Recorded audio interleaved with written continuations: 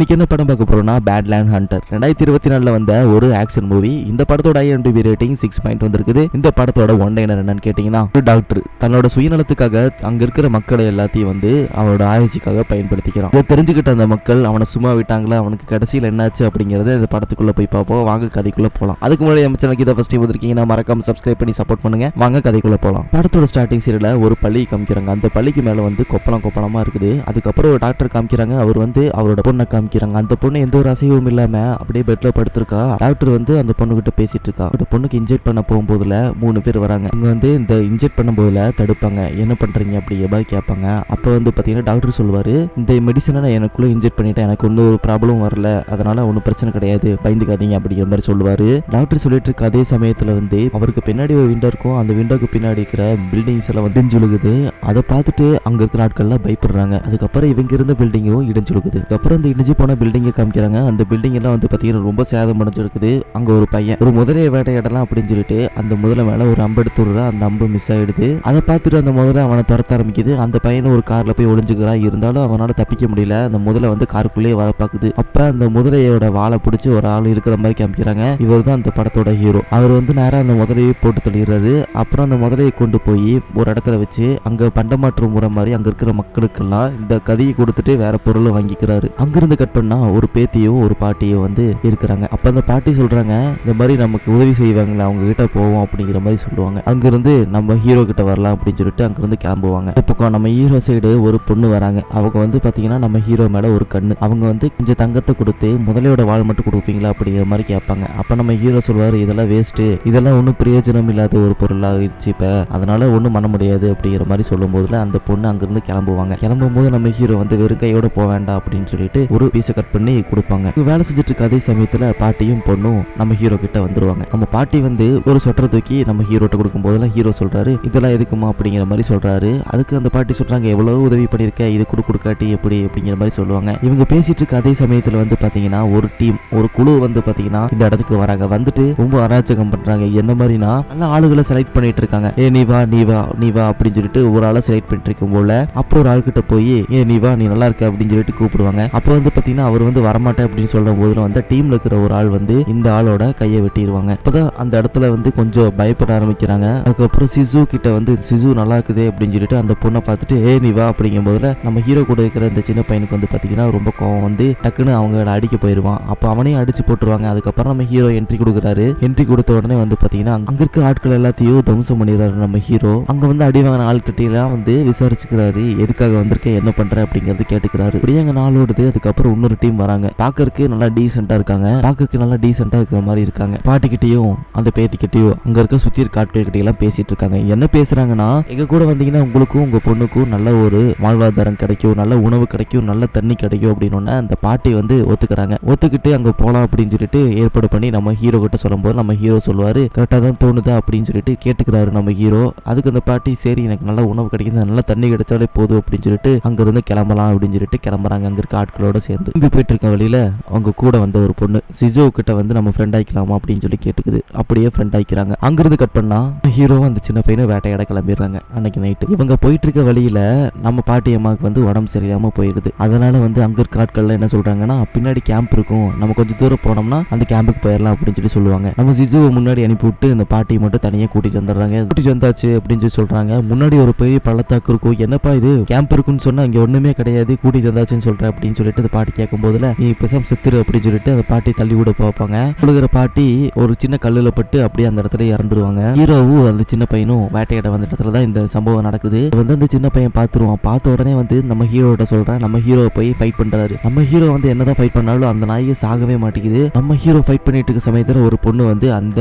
Fight பண்ணிட்டு இருக்க ஆளோட தலையை வெட்டிடுவாங்க. வெட்டின உடனே அங்க இருக்க ஆட்கள்ல இறந்துடுறாங்க. அதுக்கப்புறம் தான் நம்ம ஹீரோ வந்து அந்த பொண்ணு கிட்ட கேட்பாங்க, நீ யாரு, எப்படி அவன் தலையை வெட்டினா சாவா அப்படின்னு சொல்லிட்டு உனக்கு தெரியுது அப்படின்னு சொல்லி கேட்கும் போதுல அந்த பொண்ணு சொல்றாங்க, உங்களை தேடிதான் நான் வந்தேன் அப்படிங்கும் போது நம்ம ஹீரோ சொல்றாரு, என்னை தேடி வந்தியா, எதுக்கு அப்படின்னு சொல்லி கேட்கும் போது ஒரு பிளாஷ்பேக் சொல்றாங்க. அந்த பொண்ணு இந்த மாதிரி அவங்களோட குழு டீம்ல ஒரு டாக்டர் மக்களை வந்து கொண்டுட்டு வரான், அதுக்கு அந்த டீம்ல என்னோட ஆட்கள் எல்லாம் மாட்டிட்டாங்க, அவனை வந்து அவங்க எல்லாத்தையும் யூஸ் பண்ணிக்கிறான் அப்படிங்கிற மாதிரி சொல்லும் போது நம்ம ஹீரோ ஒண்ணு புரிஞ்சுக்கிறாரு, ஓ நம்ம பாட்டியும் அந்த பேத்தியும் வந்து கூட்டிட்டு போயிருக்காங்களே அவங்களதான் இருப்பாங்க அப்படின்னு சொல்லிட்டு நம்ம ஹீரோ இவங்களை எப்படி காப்பாத்தி ஆகணும் அப்படின்னு சொல்லிட்டு அங்க இருந்து கிளம்புறாங்க. ஒரு இடத்துக்கு போறாங்க. எந்த இடத்துக்குன்னா ஒரு குடோன் மாதிரி இருக்குது.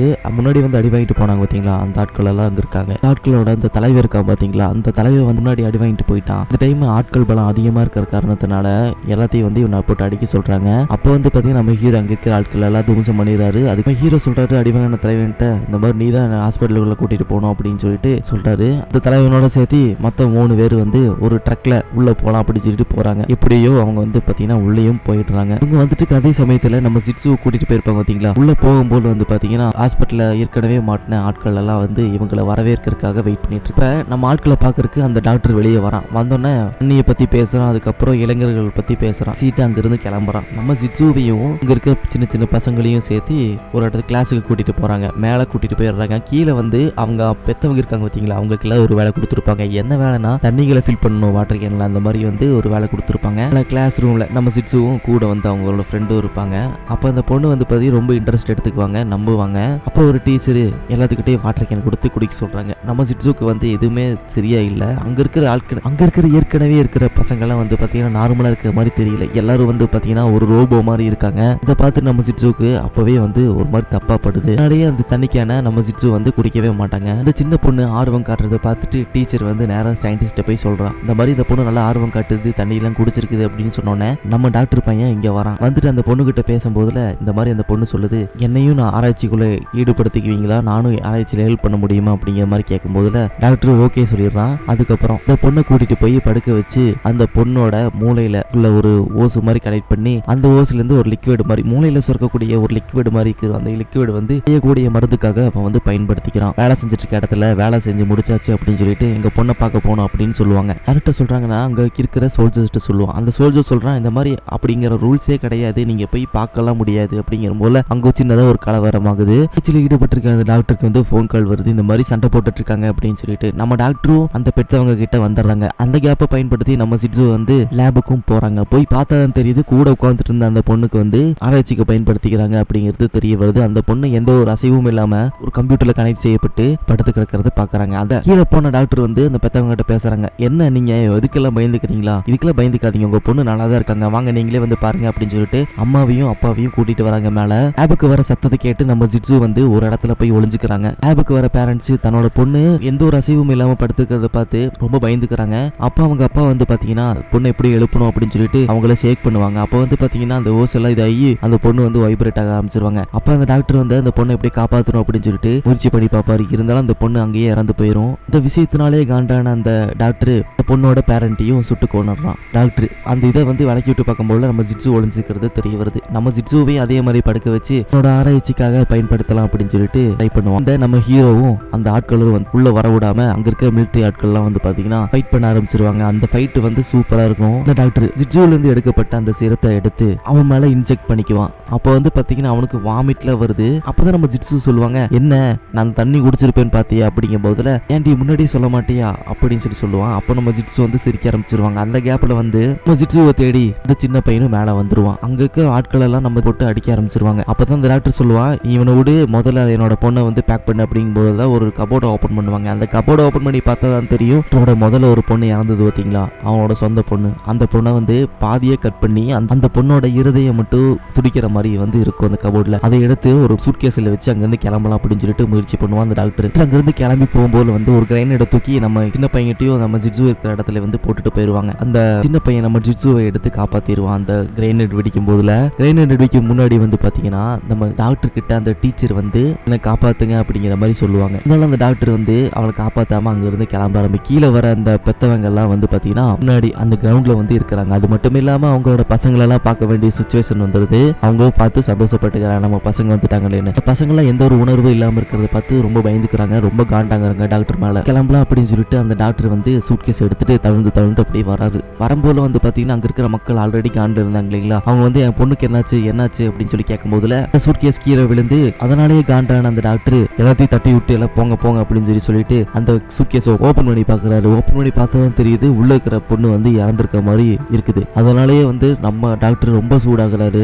விளக்கி விட்டு ஆல்ரெடி இறந்து போன அந்த சோல்ஜர்ஸோட கன்ஸ் எல்லாம் எடுத்து சூட ஆரம்பிக்கிறாரு. அதனாலேயே அங்க இருக்கிற ஆட்கள் எல்லாம் பாதி பேர் இறந்து போறாங்க. என்ன சொல்றாருன்னா, என் பொண்ணு நீங்க கொண்டுட்டீங்களே, அநியாயம் பண்ணிட்டீங்களே, ஆராய்ச்சி ஆக்ஷன் எடுத்துட்டீங்க அப்படிங்கிற மாதிரி அவர் வாட்டுக்கு சொல்லிட்டு இருக்காரு. ஃபைட்டை முடிச்சுட்டு வர நம்ம ஹீரோ நேரா டாக்டர் கிட்ட வந்துடுறாரு. அவரோட பிஸ்டல் எடுத்து அவனையும் சுட்டு தள்ளிடுறாரு நம்ம ஹீரோ. அவனை கொன்ன அதே செகண்ட்ல வந்து பாத்தீங்கன்னா அங்க மழையும் வர ஆரம்பிக்குது. அதை பார்த்துட்டு அங்க இருக்க மக்களும் ரொம்ப ஹாப்பி ஆகுறாங்க. அங்க இருக்கிற மாணவர்களும் வந்து அந்த பிரம்மையில இருந்து வெளியே தெளிகிற மாதிரி வந்து காமிக்கிறாங்க. வந்து கட் பண்ணா மக்களோட இயல்பு வாழ்க்கை நார்மல் ஆகுது போல. நம்ம ஹீரோவும் அந்த சின்ன பொண்ணு அந்த பையனும் சேர்ந்து கறி வெட்டு கொடுக்குறாங்க. அப்பதான் அந்த பொண்ணு வராங்க. யாருன்னா நம்ம ஹீரோவை டாவடிச்சிருப்பாங்க பாத்தீங்களா அந்த பொண்ணு வந்து நம்ம ஹீரோவை பார்த்து கொஞ்சம் ருக்கிடும். அதை பார்த்துட்டு சுத்தி இருக்க அந்த சின்ன பையனும் அந்த பொண்ணும் ரொம்ப சிரிச்சு கலாய்ப்பாங்க நம்ம ஹீரோவை. அதை பார்த்துட்டு நம்ம ஹீரோ ஆளை விடுற சாமி அப்படின்னு சொல்லிட்டு அங்கிருந்து எஸ் ஆகுறாரு. இதோட இந்த படம் முடியுதுங்க. இந்த படத்தை பத்தி நீங்க என்ன சொல்றீங்க அப்படிங்கறது கமெண்ட்ல சொல்லுங்க. இந்த படத்தோட ரிவ்யூ ரொம்ப சின்னதாக சொல்லியிருப்பேன். ஃபுல் எக்ஸ்பீரியன்ஸ் வேணும்னா டைம் இருக்கும் போதுல இந்த ஃபுல் படத்தையும் பார்த்துருங்க. தேங்க்யூ.